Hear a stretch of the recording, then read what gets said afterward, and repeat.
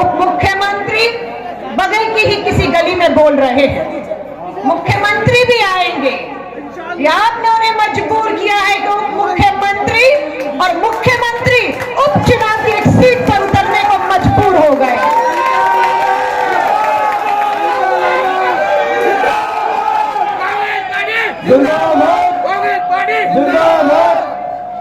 याद रखिएगा, ये वही दिल्ली के मुख्यमंत्री और उप मुख्यमंत्री हैं जब आपको सबसे ज्यादा जरूरत थी, जब आप पर अत्याचार हो रहे थे। फरवरी का महीना 2020 भूल नहीं सकते, उन्हें होना चाहिए था, पर वो आपके बीच में थे? आपके बीच में थे? नहीं थे। क्या वो तब आपके बीच में आपका दर्द आवाज सुनने के लिए थे जब हमारे बच्चों पर झूठी FIR कर एक एक को जेल भेजा गया? थे? नहीं थे।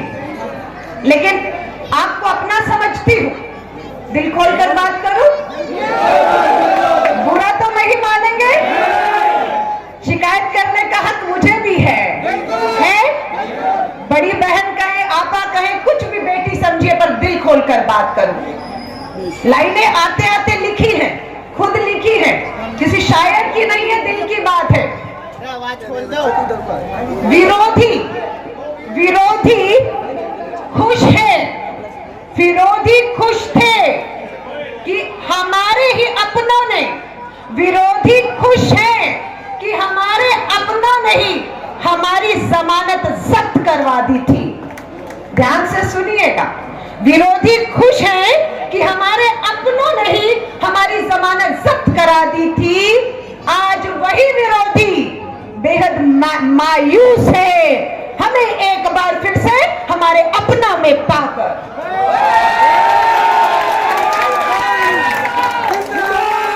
ध्यान से सुनिएगा, विरोधियों को बता दीजिएगा, 135 साल की कांग्रेस है, बहुत से चुनाव आए और गए, बहुत सी जीत और हार देखी है। परिणाम जो 2019 लोकसभा में आपने दिए, सर माथे पर है। जो परिणाम आपने 2020 में कांग्रेस के लिए दिए, वो सर माथे पर है। हमें परिणाम स्वीकार है, हमें हार स्वीकार नहीं है। और यही साबित करती है कि हम हारे नहीं। जो हारता है वो थक कर घर बैठता है। हमने हार नहीं स्वीकारी और एक बार फिर से आपके बीच में आपकी आवाज बनकर बोल रहे। कांग्रेस पार्टी जिंदाबाद, कांग्रेस पार्टी जिंदाबाद, जिंदाबाद। नगर निगम का उपचुनाव है। पूरी दिल्ली में 272 सीटों पर चुनाव होना है 2022 में। पूरी दिल्ली के अंदर मात्र 5 सीटों का चुनाव है, जिसमें से यहां पर भी हमारे भाई यहां से चुनाव मैदान में है। 8-9 महीने के बाद दोबारा चुनाव होगा। ये चुनाव क्या मायने रखता है, मैं आपसे पूछना चाहती हूँ। क्या बहुत बड़ा बदलाव आपके इलाके या दिल्ली में आ जाएगा? बताइए। नहीं, ये उपचुनाव है, ये सांकेतिक चुनाव है, एक संदेश देने का चुनाव है। उन्हें जब आपको जरूरत ही नहीं आई, उन्हें बताने की कि अब हम आपके साथ नहीं हैं। क्योंकि आप अरविंद केजरीवाल जी, मैं नहीं, सोशल मीडिया का ट्विटर देखिए, फेसबुक देखिए, अरविंद केजरीवाल जी अब तो आपको संघ RSS का छोटा रिचार्ज बोलते हैं सर।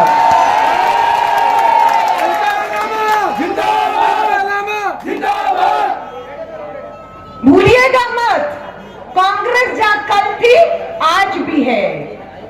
जब से NRC CA की चर्चा हुई, विधायक रही चांदनी चौक जामा मस्जिद में अड़े रहे, सत्ता में रहे ना रहे, NRC लागू नहीं होने देंगे। देखिए राहुल गांधी जी, हमारे नेता, असम में चुनाव होने जा रहा है, NRC CA पर भाजपा लड़ रही है, सत्ता में है, लेकिन राहुल गांधी जी ने असम में जाकर साफ कर दिया, हम जीते हम हारे।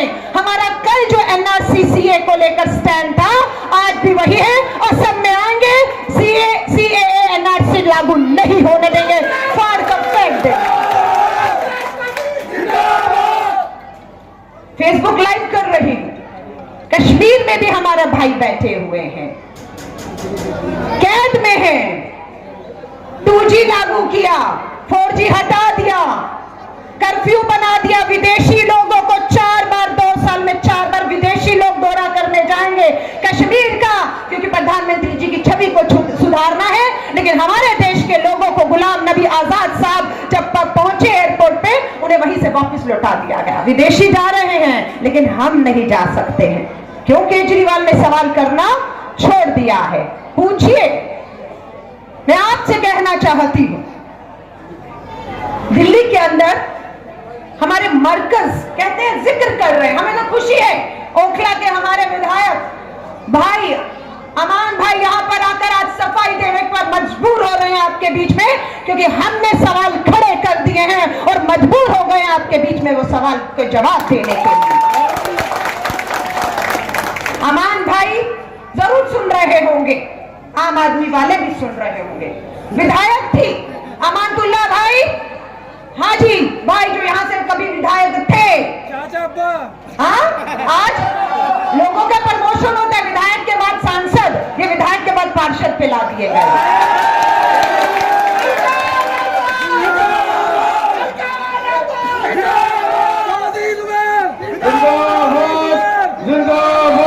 हाजी शाहिद साहब पूरे 5 साल विधानसभा में कहते हैं, जितना कोई बोला है तो वो अलका लांबा बोली, और जितना कोई सोया है तो हाजी साहब सोए हैं। और मुझे लगता है वो सोए नहीं थे। अरविंद केजरीवाल जी हर विधानसभा के सत्र से पहले की नींद की गोली दे देते थे कि ना बोले तो अच्छा है। सोते रहिए, सोते रहिए। मैं आपसे सवाल करना चाहती हूँ, मरकज का नाम पर आपको मालूम है ये छोटा रिचार्ज आरएसएस का खामोश रहा, खामोश ही नहीं रहा। जब आंकड़े आते थे कोरोना महामारी में कितने मामले आए तो मरकज का नाम अलग से बताया जाता था। उसका परिणाम क्या हुआ? हमारा गरीब भाई जो सब्जी की रेडी लगाता था, गली मोहल्लों में फेरी लगाता था, छोटा मोटा काम चलाता था, ये संगियों के निशाने पर आ गया मात्र अरविंद केजरीवाल जी के इस खुलासे से कि मरकज के इतने लोगों ने दिल्ली में तबाही कर दी है। मैं आपसे पूछना चाहती हूँ, एफआईआर किसने करवाई मरकज के लोगों पर सबसे पहले आगे आकर? भारत की राजधानी दिल्ली के अंदर अरविंद केजरीवाल तुम थे। और उसका फायदा दूसरे राज्यों ने भी उठाया जहां भाजपा की सरकारें थी, और मरकज के लोगों को चुन चुन कर उनके खिलाफ एफआईआर करने का सिलसिला शुरू हुआ। आज शुक्रिया करती हूं मद्रास हाई कोर्ट का, शुक्रिया करते हैं मुंबई हाई कोर्ट का, जिन्होंने मरकज के लोगों को एक एक करके 22 बरी किया और उन्होंने कहा ये दोषी नहीं है। अरविंद केजरीवाल थोड़ी हिम्मत दिखाते उस कपिल मिश्रा के खिलाफ भी जाकर एफआईआर कराने की, ताकि तुम्हारी नियत पे हमें शक नहीं होता। क्यों नहीं हिम्मत दिखाई तुमने? क्यों नहीं हिम्मत दिखाई? दिल्ली के दंगे चुनाव जीतने के तुरंत बाद हुए। कहा हमारे हाथ में दिल्ली की पुलिस कानून व्यवस्था नहीं है। तो आज क्या कांग्रेस के हाथ में दिल्ली की पुलिस और कानून व्यवस्था थी? नहीं। फिर भी तो कांग्रेस निकली या नहीं निकली? आवाज बनी या नहीं बनी? स्टैंड रखा या नहीं रखा? या अरविंद केजरीवाल की तरह जो है चूहे की तरह बिल में घुसकर बैठ गया? ये आपको समझना है, ये चुनाव सिर्फ एक संदेश देने का चुनाव है। वो ये समझने लग गया है ये वोट अब कहीं नहीं जाएगा। इस वोट से ना तो केंद्र की सरकार गिरने वाली है, ना केजरीवाल की सरकार गिरने वाली है, लेकिन इस चुनावों से एक संदेश साफ चला जाएगा कि तुमने धोखा किया है और धोखेबाज हमें मंजूर नहीं है। पंजाब के अभी नगर निगम के चुनावों के परिणाम कल आए। पंजाब में सरकार बनाने जा रहे थे केजरीवाल जी, क्या हुआ?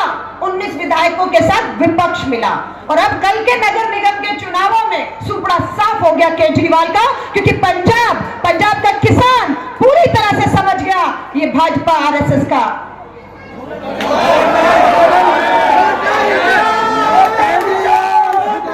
मैं लास्ट बात बता रही हूं, पार्लियामेंट का बजट सत्र चल रहा है, सुनिएगा जरूर। वहां पर राज्य गृह मंत्री से पूछा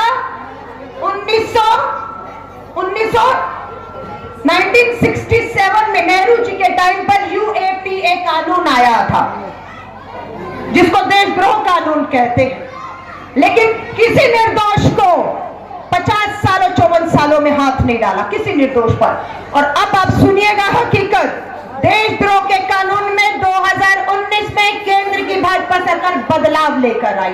क्या बदलाव लाई?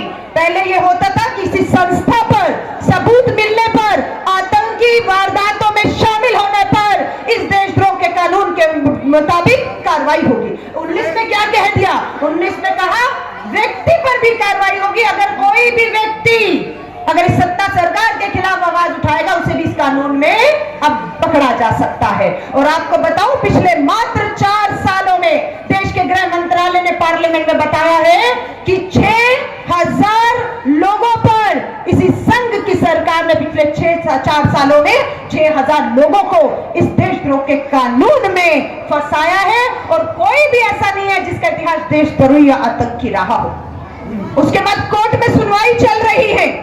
कोर्ट की सुनवाई में 98% लोग दोष मुक्त पाए गए। किसी पर भी अभी तक आरोप तय नहीं हुआ और कितनों को बरी कर दिया। लेकिन वो जो दर्द था, आज हमारी बेटी ईश्वर जहां, दिशा रवि, 21 साल की बच्चियां सिर्फ इस सरकार के खिलाफ है, तिहाड़ जेल में, लेकिन केजरीवाल खामोश हैं। आप समझ रहे हैं, केजरीवाल खामोश है। मैं आपसे एक और शिकायत कर दूं, लोग कहते हैं कांग्रेस खत्म है, विपक्ष खत्म है।